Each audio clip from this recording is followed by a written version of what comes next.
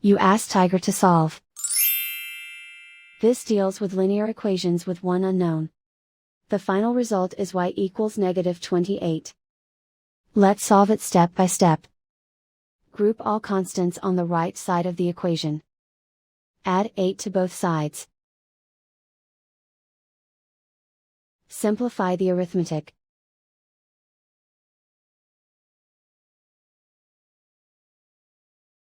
Convert the y into a positive number. Multiply both sides by -1. Remove the ones.